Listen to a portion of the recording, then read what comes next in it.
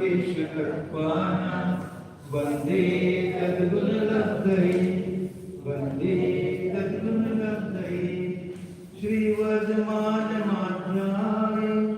घाति संघातघातनं विद्यास्पदं प्रवक्ष्यामि तत्त्वात् श्लोकवार्तिकम्।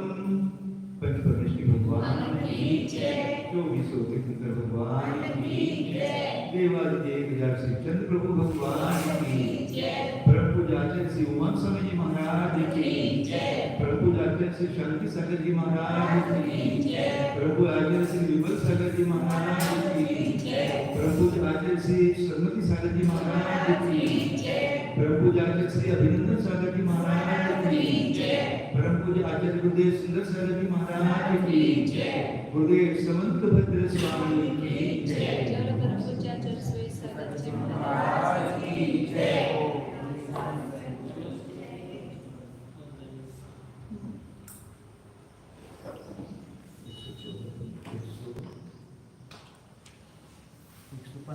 एक 115 पेज होगा। 115 नीचे उसमें उन्होंने पूछा था ना कि वो आप मतलब आपका जो आगम है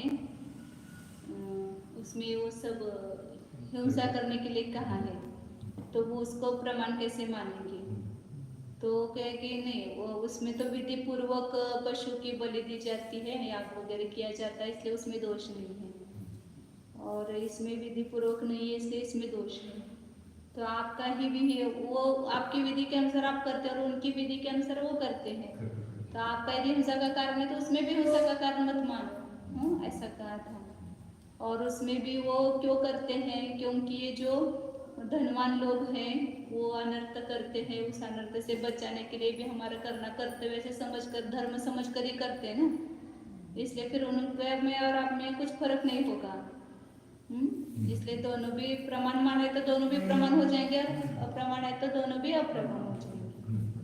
अब आचार्य नीचे पूछ रहे 115 पेज पर नीचे का पैराग्राफ है, नीचे की लाइन है।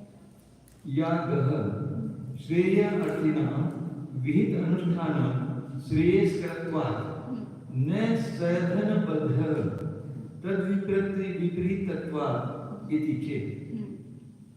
वो कहता है मीमांसक कि याग जो है वो श्रेय मतलब कल्याणकारी है। अर्थिना मतलब अर्थी लोगों को, याचक लोगों को विहित अनुष्ठान श्रेयस्करत्वात्, उसमें जो कहा हुआ अनुष्ठान है वो श्रेयस्कर होने से, जो सुख मतलब सुख की आरती है या कुछ भी चाहते हैं, स्वर्ग की आरती है, तो उसमें वेद में बताया हुआ जो अनुष्ठान है वो श्रेयस्कर होने से वो याग श्रेयस्कर है। लेकिन सधन वध मतलब धनिक लोगों का वध करना वो श्रेयस्कर नहीं है, क्योंकि वह विपरीत है, श्रेयस्कर नहीं है, इसलिए वो विपरीत है। ऐसा वो कहते हैं। मतलब हमारे याग तो जो है वो वेद में बताया हुआ वो श्रेयस्कर है, लेकिन उनका वो श्रेयस्कर नहीं है। खारपट्टी का जो धनिक का वध करना वगैरह, इसलिए वो ठीक नहीं है, प्रमाण नहीं है। तो आचार्य फिर उनको पूछते कि कुतः यागस्य श्रेयस्करत्वम्, याग श्रेयस्कर है ऐसा कहते हैं ना, इसका क्या कारण है? याग श्रेयस्कर क्यों है? ये सदैव धनिकों का वध श्रेयस्कर नहीं और याग मतलब यज्ञ श्रेयस्कर है, तो इसका क्या कारण है? ऐसा उनको प्रश्न किया। यहाँ मीमांसक कहते हैं कि अग्निष्टोम, ज्योतिष्टोम, विश्वजित आदि यज्ञ ही कल्याण चाहने वाले पुरुषों के लिए शास्त्रोक्त विधि विहित कर्म है, क्योंकि वे कर्म ही इष्ट पदार्थों की प्राप्ति रूप कल्याण को करने वाले हैं।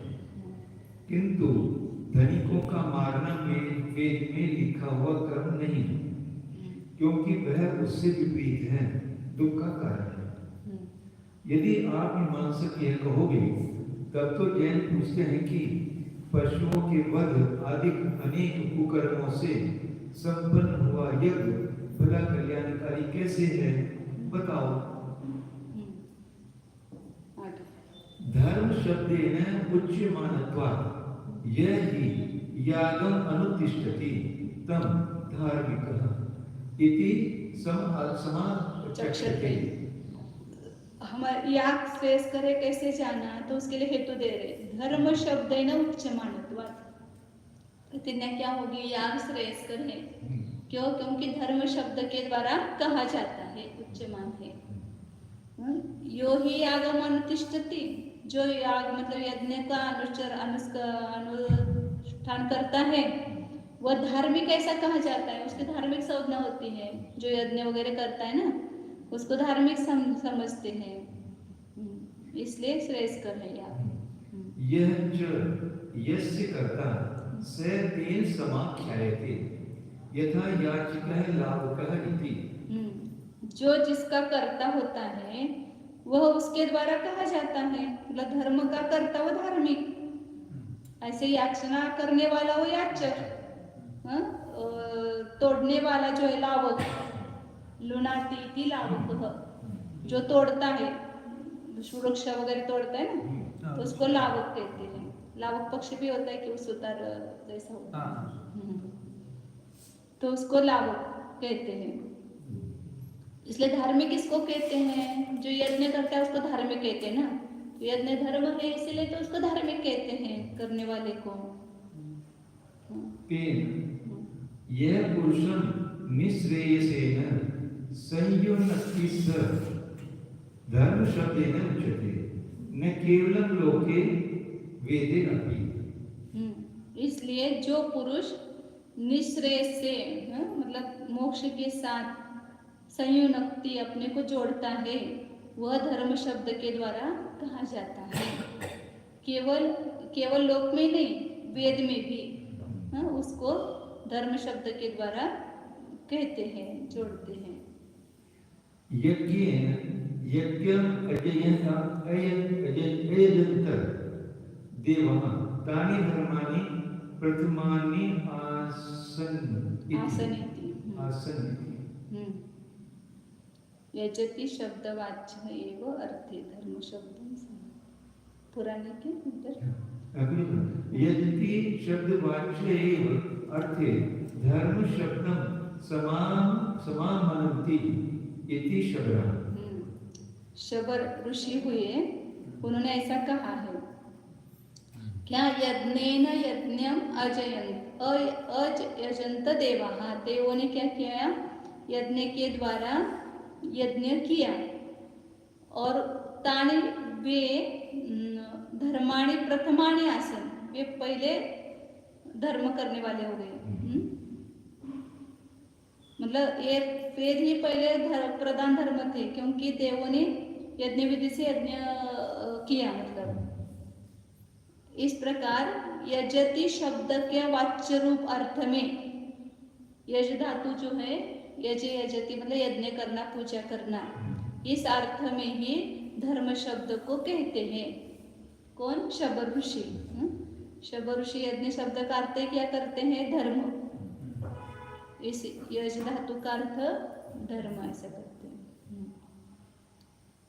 हिंसा मार्ग के पोषक मीमांस दर्शन का भाष्य बनाने वाले शबर मुनि वेद से भी कई गुनी हिंसा का पोषण करते हुए अपने बनाए भाष्य में यज्ञों का कल्याणकारीपन इस प्रकार सिद्ध करते हैं कि संसार में और मीमांसा दर्शन में यह प्रसिद्ध है कि धर्म से ही स्वर्ग और मोक्ष की प्राप्ति होती है।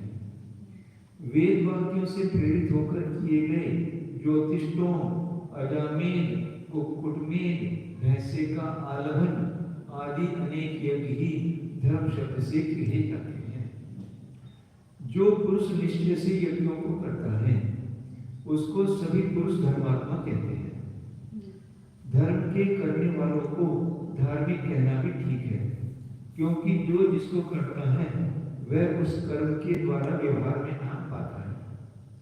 जैसे कि मांगने वाले को नाट्याचक कहते हैं और काटने वाले को लावक कहते हैं और पवित्र करने वाले को पावक कहते हैं। इस कारण से ये सिद्ध हुआ कि जो पदार्थ पुरुष को स्वर्ग, मोक्ष आदि कल्याण के मार्ग से संयुक्त कर देता है वह पदार्थ धर्म शब्द से कहा जाता है। यह बात केवल लोक में ही नहीं किंतु वेद में भी यह नियम चला आ रहा है कि अनेक देवता यज्ञ की विधि से यज्ञ रूपी पूजा करते थे। अतएव यज्ञ ही सबसे पहले प्रधान धर्म थे। इस प्रकार लोक और वेद के नियम से सिद्ध होता है कि यज्ञ धातु के यज्ञ रूप वाच्य धर्म अर्थ में ही धर्म शब्द अनादिकाल से प्राचीन ऋषि धारा से प्रयुक्त किया हुआ चला आ रहा है। अतः यज्ञ ही धर्म है। इस प्रकार सबर ऋषि का मंत्र है मत है।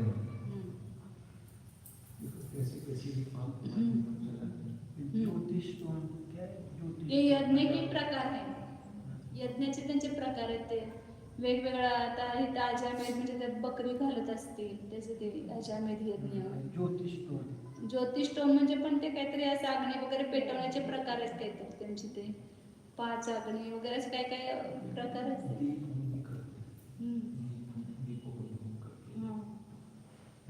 और हवन सामग्री भी रहती है उनकी वो लगती है. अरे अभी अपने अब डिटेल अभ्यास नहीं ना उसका ज्योतिष्टोम अग्निहोत्र ज्योतिष्टोम ऐसा वैसे का भी अलग हिंसा मार्ग के पोषक. यज्ञ में वो स्तंभ रहता है वहाँ पर पशु बलि देने के लिए जाते हैं ना उसको बांधते हैं. उसको कहते हैं क्या नाम है उसका?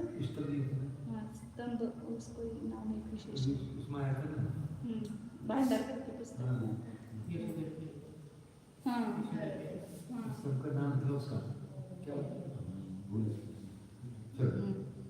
स अयम यथार्थ नाम शिष्ट विचार बहिर्भूतत्वात् नहीं शिष्टा क्वचित धर्म अधर्म निर्देश मात्रात् एव श्रेयस्करत्वम् श्रेयस्करत्वम् वा प्रतीयन्ति तस्य व्यभिचारात्.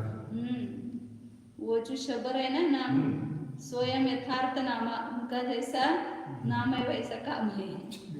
यथार्थ नाम वाले शिष्ट विचार बहिर्भूत. यथार्थ नाम क्यों?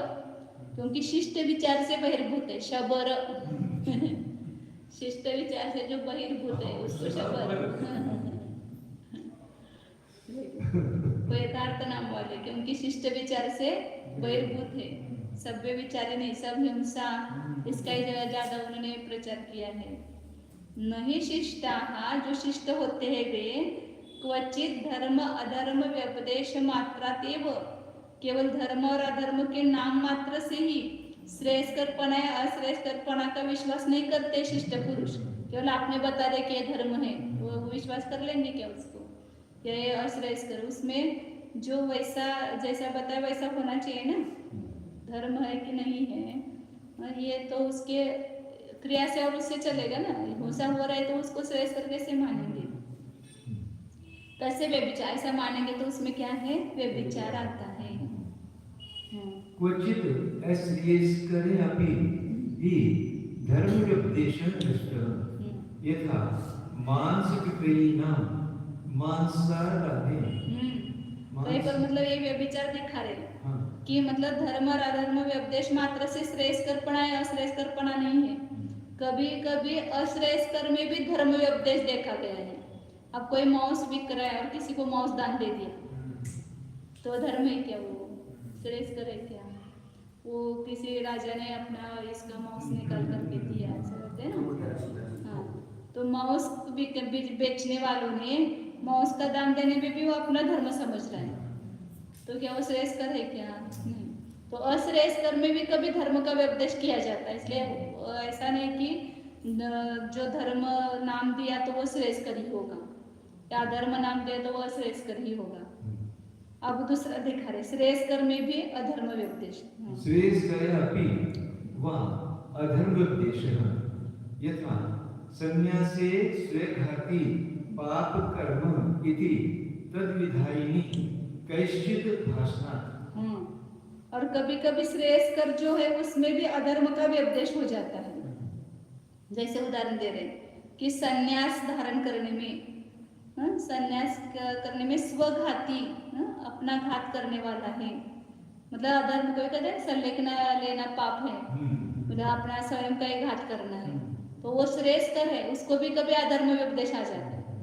और जो धर्म अश्रेयस्कर है उसको भी धर्म नाम आ जाता है। मांस विक्रेता ने भी मांस का दान दे दिया, तो धर्म है क्या? वो नहीं। तो इस प्रकार ये धर्म खाली नाम होने से श्रेयस्कर ऐसा नहीं, या धर्म नाम से वो अश्रेयस्कर ऐसा नहीं। श्रेयस्कर या अश्रेयस्कर की एक विभाग कैसे करेंगे? वो खाली उपदेश से नहीं होता, धर्म अधर्म उपदेश से। वास्तव में वो हितकारी है क्या नहीं है, इसका देखना पड़ेगा। मुस्लिमों में बकरीद के दिन वो धर्म कर रहे ऐसा लगता है ना उनको। नहीं हम मुस्लिम बकरी की जो खाल होती है उसको ये गरीब लोगों को, मुसलमानों को दान दे देते हैं और उसको अपना बहुत बड़ा काम किया दान करके। तो वो कह रहे कि ये दान देना धर्म नहीं है। उन्हें अश्रेयस्कर में भी उन्होंने धर्म उपदेश दे दिया ना। यहाँ आचार्य कहते हैं कि यह प्रसिद्ध सबर नाम मात्र से ही मिलेच जाती है, यह भीड़ नहीं है, किंतु जैसा इसका नाम है तदनुसार वैसा ही इसका अर्थ भी इसमें घट जाता है। जंगली मनुष्य ही हिंसा का पोषण कर सकते हैं। सज्जन पुरुषों के व्यवहार से इन हिंसकों का आचार सर्वथा विपरीत है, बाहर फेंकने योग्य है। समीचीन आगमों की शिक्षा से अलंकृत होकर विचार करने वाले सज्जन मनुष्य चाहे जिस क्रिया में केवल धर्म के नाम से ही कल्याणकारीपन और अधर्म शब्द के कहने से ही किसी भी अच्छी क्रिया में अमंगलकारीपन का विश्वास नहीं कर लेते हैं, क्योंकि अविचारी पुरुषों के द्वारा उच्चारण किए गए धर्म शब्द की कल्याण करने के साथ जो अधर्म शब्द के बोलने से दुखकारी होने की व्याप्ति नहीं है। इस उक्त नियम में व्यभिचार देखा जाता है। कहीं कहीं पाप करने वाले कर्म में भी धर्म शब्द का प्रयोग देखा जा सकता है, जैसे कि मांस मद्य बेचने वालों के यहाँ महापाप के कारण मांस का देना भी धर्म कह दिया जाता है। उसी प्रकार शिकार खेलने वाले, वेश्या सेवन करने वाले, डाका डालने वाले पापियों ने भी अपने इष्ट व्यसनों को धर्म का रूप दे रखा है।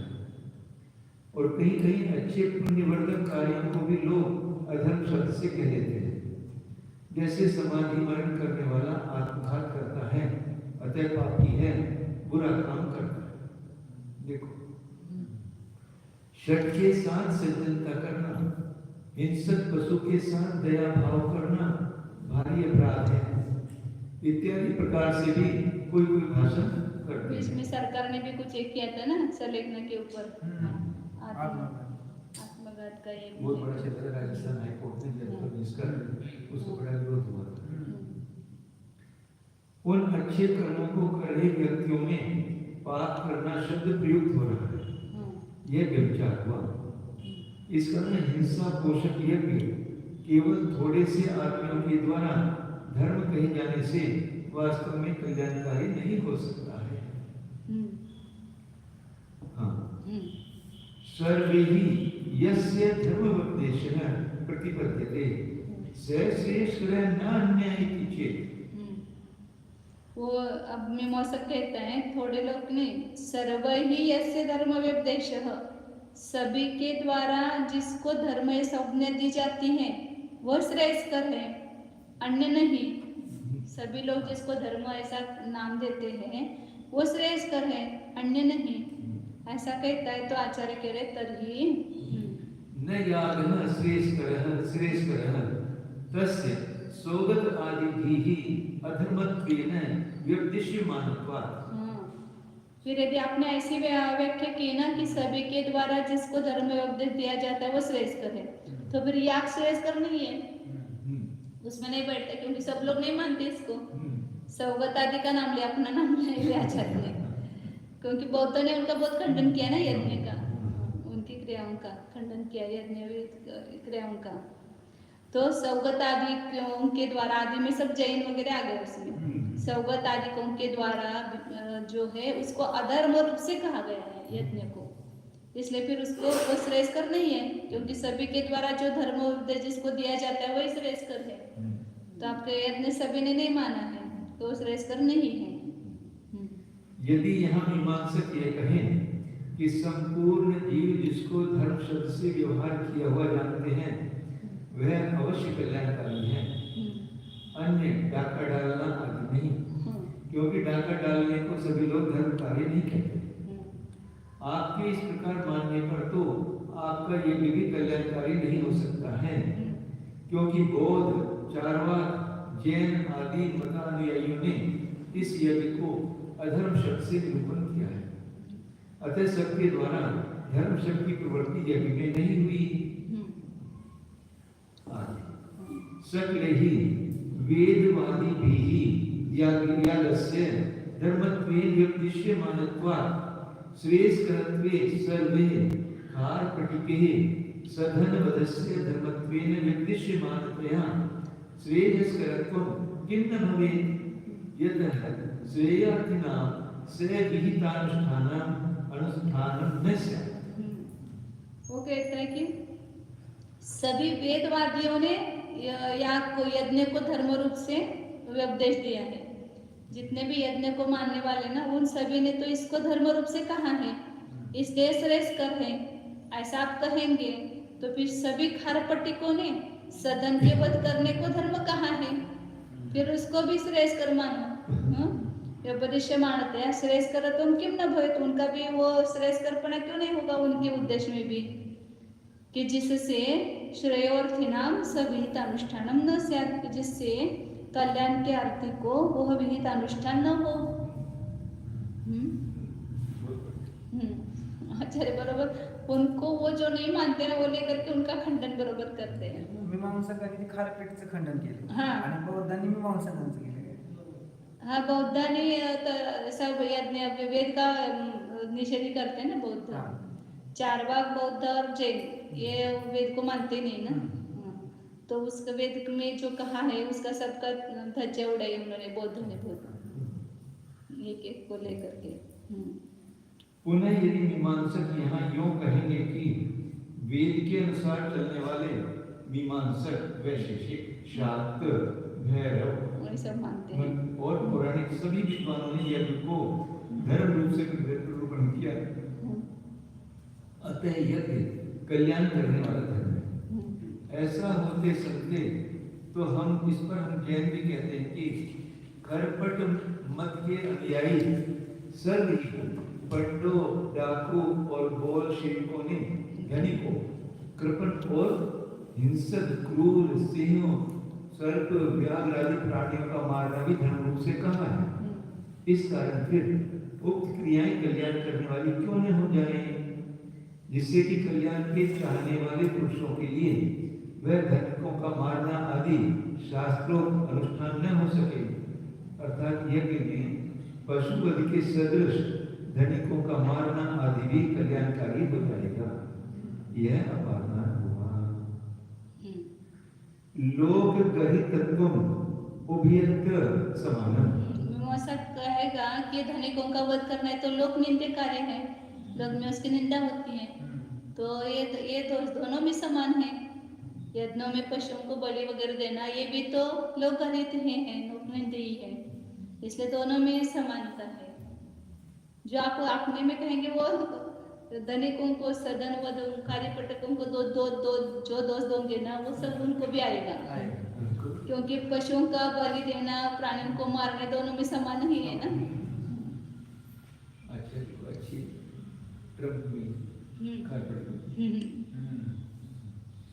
यदि आप मीमांसक धनिकों के वध को लोक से निंदनीय समझकर धर्म न कहोगे तो वशुवध भी लोक में निंदनीय है, अतः वह भी धर्म नहीं हो सकता। लोक में निंदित होना तो दोनों स्तर पर समान है। वास्तव में देखा जाए तो क्षमा, दया, अहिंसा ही सज्जनों के प्रधान कर्तव्य हैं। पर स्त्री सेवन, डाका डालना, मांस खाना, पशु पक्षियों को मारना आदि अनंत संसार के कारण ही हैं। स्वार्थी, कषाई और इंद्रिय लोलुप वंचकों ने भोले जीवों को पाप मार्ग में फंसने और फंसने के लिए अनेक कुकर्मों को कर्तव्य कर्म बताया। यह केवल धर्म की आड़ में महापाप रूप शिकार खेलता है।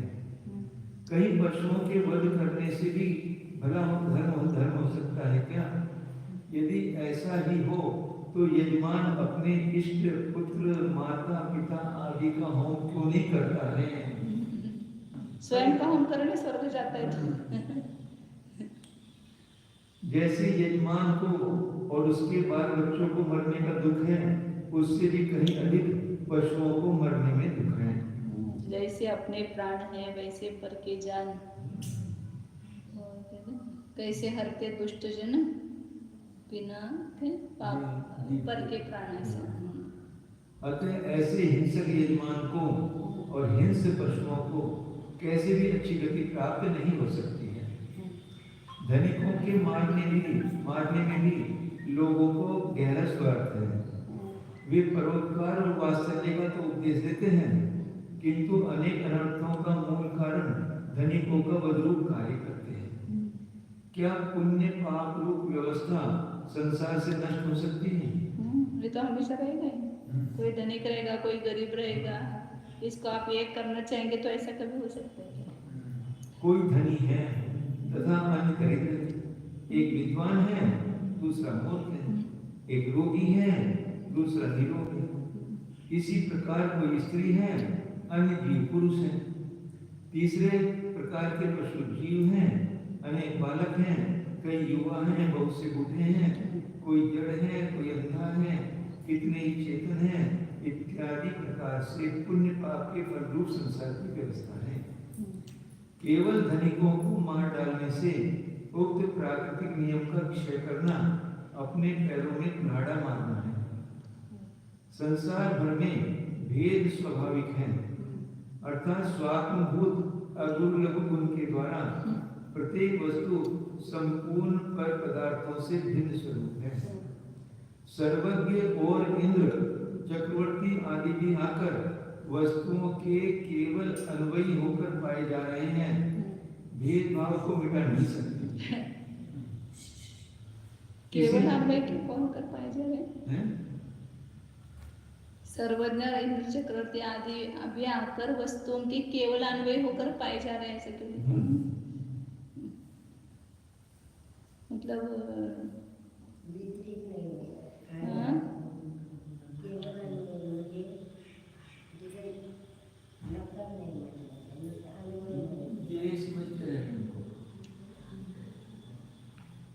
भेदभाव को मिटा नहीं सकते आप।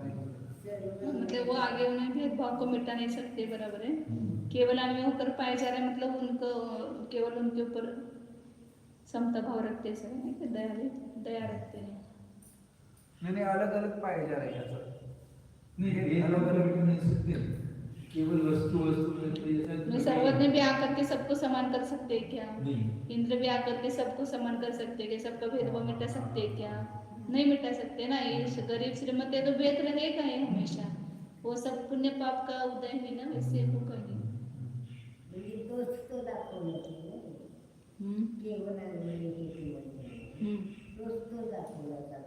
केवल अन्वय मध्ये केवल विधि बताई जाते, निषेध नहीं।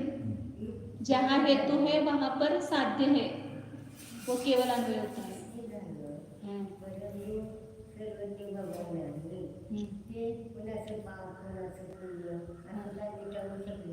म्हणजे अन्वय रूपाने एकच राहणार, एक करू शकले नाही। एक नहीं कर सकते, मतलब भेदभाव को नहीं मिटा सकते। एक बात भेदभावाला मिटवणे एवढा अर्थ केवळ भगवान के अजय सर्वज्ञ तभी वस्तुओं के भेदभाव को नहीं मिटा सकते, वो तो रहेंगे। धनी है तो धनी भी होगा, गरीब होगा तो गरीब भी रहेगा, ये तो भेद रहेगा। हाँ, चलो आगे। नहीं, केवल उनको क्या बताना इसमें? ठीक है, चलो आगे पढ़ो। किसी न किसी का प्राग भाव, प्रध्वंस भाव, अन्योन्य भाव या अत्यंत भाव सब वस्तुओं में पाए जाते हैं। धनवान होना भी विशिष्ट पुण्य का कार्य है।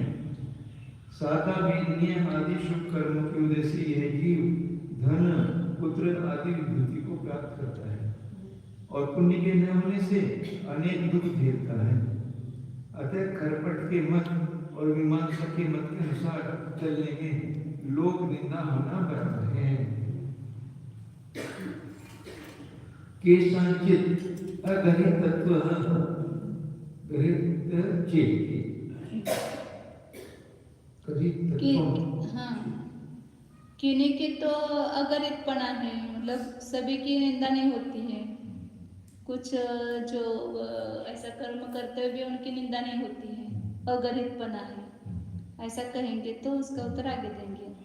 विचारशील पुरुष तो पशुओं की हिंसा और धनिकों की हिंसा की बराबर निंदा करते हैं।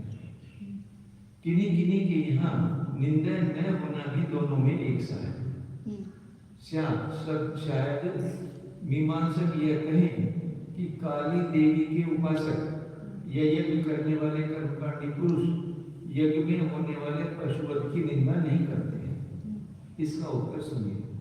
यूं तो डाके वाले या धर्म के नाम पर धन और प्राणों को लेने वाले खारपटी लोग भी धनिकों के मारने में निंदा नहीं समझते हैं। तथा इस प्रकार कतिपय इंद्रिय लोलुप जीवों की अपेक्षा से निंदा न होना तो पशु और धनिक वध दोनों में समान है। तथा न सदन वध अग्निहोत्रयोः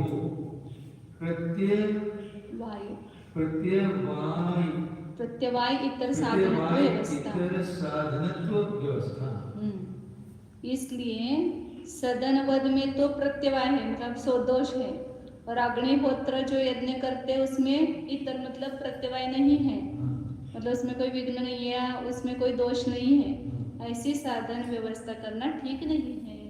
लाभ धनिकों का वध करना तो बुरा है, दोषयुक्त है, और यज्ञ में कुत्ते का मांस वगैरह खाना ये उससे स्वर्ग प्राप्ति होती है, ये पुण्य है, ऐसा कहना ठीक नहीं है।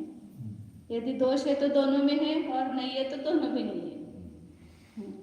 तथा न सधन वध अग्निहोत्रयोः हो गया नहीं। इस कारण से मीमांसकों की मानी गई धनिकों के मारने में पाप और उससे न्यारी पशु वध पूर्वक किए गए अग्निहोत्र यज्ञ में स्वर्ग प्राप्ति के सिद्ध कराने की पुण्य व्यवस्था ठीक नहीं है। अर्थात धनिकों का वध यदि सदोष है तो यज्ञ भी सदोष है। यदि यज्ञ निर्दोष है तो धनिकों का वध भी निर्दोष है। प्रत्यक्ष आदि प्रमाण बलात् तो न अग्निहोत्रस्य श्रेष्ठत्व सिद्धिः इति न अस्य एव विहित अनुष्ठानत्वं यतः हिंसा हेतुत्व अभावात् असिद्ध हेतु स्यात्। आचार्य ने वो दिया था ना पहले, प्रतिज्ञा और हेतु क्या था, हिंसा हेतुत्व अभावात्।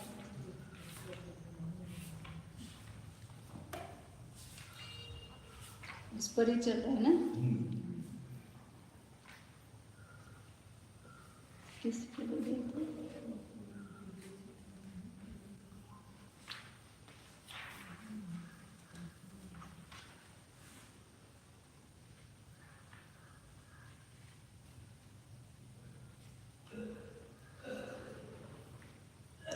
उनका ही वो हिंसा हेतु होने से ठीक नहीं है ऐसा। ये न अग्निहोत्रम स्वर्ग साधनम हिंसा हेतु सदन वधवत, ये दिया था ना। बाधक सद्भाव है आपके इसमें, आपके जो उपदेश है उसमें बाधक प्रत्यय पाया जाता है कि अग्निहोत्र जो है स्वर्ग का साधन है, क्योंकि वो हिंसा का कारण पड़ा है, जैसे धनिकों का वध करना।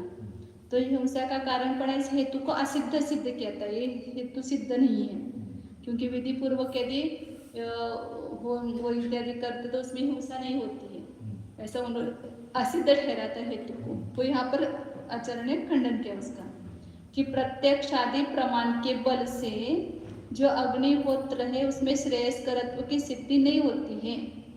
कुत्ते का मांस खाना ये अग्निहोत्र कहते हैं ना, वो स्वर्ग का कारण है ऐसा, तो उसमें श्रेयस्करत्व की सिद्धि नहीं होती है। और न अस्य विहित अनुष्ठान, तो और उनके ही जो कहा हुआ है वो विहित अनुष्ठान है, मतलब शास्त्र में कहा हुआ है, ऐसा नहीं है कि जिससे हमारे हिंसा हेतुत्व का अभाव होने से हेतु असिद्ध हो। हमारे यज्ञ आदि में हिंसा का कारण पड़ा नहीं है, क्योंकि वो वेद में जैसा बताया गया है वैसा अनुष्ठान है, विहित अनुष्ठान है। तो उसके कारण से हेतु को असिद्ध ठहराया था। तो हेतु हमारा कौन सा हेतु? हिंसा हेतुत्व। अग्निहोत्र जो है वो स्वर्ग का साधन नहीं है, क्योंकि हिंसा का कारण होने से। तो हिंसा का कारण होने से हेतु का हिंसा हेतुत्व अभावात असिद्ध हेतु होगा, ऐसा नहीं कि जिससे ऐसा कहा ना कि प्रत्यक्षादि प्रमाण के बल से अग्निहोत्र में श्रेयस्करपणे की सिद्धि नहीं होती है, और विहित अनुष्ठानपणा भी उसके नहीं है कि जिससे हमारा हिंसा हेतुत्व का अभाव होकर के हमारा हेतु असिद्ध हो जाए। तो हमारे हेतु में असिद्ध दोष नहीं है, क्योंकि उसमें हिंसा हेतुपना है, हिंसा हेतुपने का अभाव नहीं है इसमें अग्निहोत्र में। हाँ, मतलब ये सिद्ध किया है अभी तक वो सभी वहां से लेकर के। प्रत्यक्ष और अनुमान आदि प्रमाणों के बल से तो अग्निहोत्र यज्ञ का कल्याणकारीपन सिद्ध हो ही नहीं सकता। इस प्रकार इस धनिकों के वध को टालकर केवल अग्निहोत्र के ही शास्त्रोक्त अनुष्ठानपना नहीं है, जिससे कि हिंसा का कारणपना न होने से हम जैनों की ओर से अग्निहोत्र को स्वर्ग साधनता के अभाव को सिद्ध करने में दिया गया हिंसा का कारणपना रूप हेतु असिद्ध हो गए, अर्थात हमारा हिंसा हेतु तो अग्निहोत्र पक्ष में रह जाता है। अतः सद हेतु है, असिद्ध हेतु आभास नहीं है, जो कि मीमांसक ने दोष उठाया था। तन्न प्रकृति चोदनायां बाधक भाव निश्चयात् अर्थतः तथ अभावे संशय अनुदया पुरुष वचन विशेषवत् इति न तदुपदेश पूर्वक एव सर्वदा धर्मादि उद्देश्यः येन अस्य परोपदेशान् परोपदेश अनपेक्षत्व विशेषणम असिद्धम नाम। इसलिए तन्न, इसलिए प्रकृत चोदना, मतलब जो प्रेरणात्मक वाक्य है ना, ऐसे यज्ञ करना चाहिए वगैरह, इसलिए वो चोदना बोलते वेद को प्रेरणात्मक वाक्य होने से। तो प्रकृत जो आपकी चोदना मतलब प्रेरणा वाक्य है, उसमें बाधक सद्भाव का निश्चय होने से, उसमें बाधक प्रमाण है। प्रमाण होने से प्रमाण की सत्ता निश्चय है, निश्चय होने से अर्थतः तथा भावे, वैसा होने पर संशय अनुदय, मतलब संशय का उदय नहीं होना। पुरुष वचन विशेषवत, जैसे पुरुष वचनों के विशेष के समान। न तदुपदेश पूर्वक एवं सर्वदा धर्मादि उपदेश, इसलिए उनके उपदेश पूर्वक ही सर्वदा धर्मादि का उपदेश नहीं है, कि जिससे हमारा ये जो सूत्र है उसमें परोपदेश के अनपेक्षपना विशेषण असिद्ध हो। मतलब जो पहला आचार्य ने दिया था ना कि ये जो सूक्ष्मादि पदार्थों का उपदेश जो है वो साक्षात कर्तृपूर्वक है, क्योंकि उसमें परोपदेश लिंग और अक्षर की अपेक्षा नहीं है, निरपेक्ष है। तो वो तीनों विशेषण सिद्ध किए क्रम से। पहले अक्षर निरपेक्षता सिद्ध की, इंद्रियों की निरपेक्षता है, फिर लिंग की निरपेक्षता सिद्ध की, फिर परोपदेश की निरपेक्षता। उसमें परोपदेश की भी अपेक्षा नहीं है। परोपदेश की अपेक्षा से होने वाला वो प्रत्यक्ष नहीं है प्रमाण, वो साक्षात नहीं कर सकता ऐसा बिल्कुल। इस कारण यह सिद्ध हुआ कि प्रकरण में प्राप्त हो रहे वेद के इन लोट तव्य प्रत्यांत प्रेरणा वाक्यों में बाधक प्रमाण की सत्ता का निश्चय है। अतः वस्तुतः सत्य अर्थ के कहने में संशय का उत्पन्न होना नहीं है। अनुत्पन्न होना नहीं मतलब संशय होता है। अनुदय नहीं है मतलब उदय है, संशय है उसमें। साधारण मनुष्यों के विशेष वचनों के समान वैदिक वचनों में भी यथार्थ वस्तु के कहने का संशय पैदा हो जाता है। पुरुष वचन विशेषवत, सामान्य पुरुष के वचनों के समान वेद के वचनों में भी अप्रामाणिकता है, क्योंकि वहाँ पर संशय का अनुदय नहीं है, मतलब संशय का उदय हो सकता है, क्योंकि बाधक प्रमाण है उसमें। इस प्रकार पुरुषों के द्वारा व्याख्यान किए गए पुरुषी वेद के उपदेश को मानकर ही कारण मानकर ही सदा धर्म, परमाणु, आकाश आदि का उपदेश होता है। यह मीमांसकों की बात सिद्ध नहीं होती है, जिससे कि सर्वज्ञ के सिद्ध करने वाले अनुमान में दिए गए इस हेतु का परोपदेश की नहीं अपेक्षा करना रूप विशेषण नाम मात्र से भी असिद्ध हो जाए। अर्थात सूक्ष्म आदि पदार्थों के सर्वज्ञ द्वारा दिए गए आदिकालीन उपदेश में दूसरे छद्मस्तों के उपदेश की अपेक्षा कैसे भी नहीं है। अतः पूर्ण हेतु का शरीर पक्ष में रह गया भला, पूर्ण हेतु का शरीर पक्ष में रह गया भला, ऐसी दशा में असिद्ध दोष कहाँ? मतलब पूर्ण हेतु में जो रहता है वो उसमें असिद्ध दोष कैसे हो सकता है? जैसे जो साध्य है उसमें पूर्ण हेतु रहता है, तो उसमें असिद्ध दोष कहाँ से होगा? तो हमारा हेतु क्या है कि जिसको पर के उपदेश की अपेक्षा नहीं, अनुमान की अपेक्षा नहीं, इंद्रियों की अपेक्षा नहीं होने से जो सूक्ष्मादि पदार्थों का उपदेश है वह साक्षात कर्तृपूर्वक हुआ है। तो जब पहले सर्वज्ञ भगवान ने उपदेश दिया उसको दूसरे की किसी उपदेश की अपेक्षा नहीं।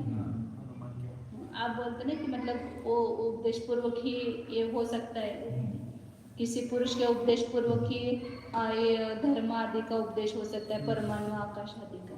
तो जब उन्होंने तो साक्षात करके पहले उपदेश दिया सूक्ष्म आदि पदार्थ, उनको किसी पर के उपदेश की जरूरत नहीं है। ये सिद्ध है माना है ना कि परोपदेश के बिना ही होगा, ये परोपदेश के बिना, लिंग के बिना। हाँ, वो इसलिए साक्षात कर्तृपूर्वक है। सूक्ष्मादि पदार्थों का उपदेश किसी पुरुष के उपदेश पूर्वक उपदेश नहीं है, वो तो साक्षात कर्तृपूर्वक है। ये तो साध्य सिद्ध कर्म है ना, सर्वज्ञता की सिद्धि इसी से होती है। न च परोपदेश लिंग अक्षर अनपेक्षा अवितथत्वेपि तत्साक्षात् कर्तृपूर्वकतम सूक्ष्म आदि अर्थ उपदेशस्य प्रसिद्धस्य न उपपद्यते तथा अविनाभावम संदेह अयोगात् इति अनुपद्यम सर्वविध ज्ञापकम तत् अथवा।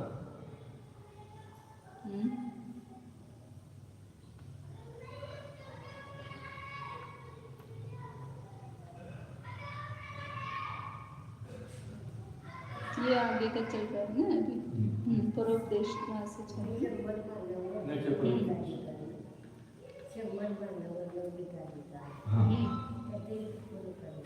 हाँ, ते पहिला हेतू सिद्ध केला जायचा। हेतू असिद्ध नाही हमारा, परोपदेश लिंग और अक्ष निरपेक्ष हेतु असिद्ध नहीं है, वही आप यहाँ पर और उसके आगे सिद्ध कर रहे हैं। हाँ, यहाँ से प्रकरण चल रहे थे नहीं, ठीक है, इतना करती अर्थ। हाँ, वो समय हो गया इसलिए बोल रही हूँ, कल करते क्योंकि यहाँ पर फिर आगे उसका चलेगा। विषय चेंज हो जाएगा ना एक पैराग्राफ होने के बाद, ये पैराग्राफ होने के बाद चेंज नहीं होगा। हाँ, त्याची भूमिका त्या पुढच्या याची भूमिका ये सिद्ध हो गया, अभी नया प्रतिज्ञा है।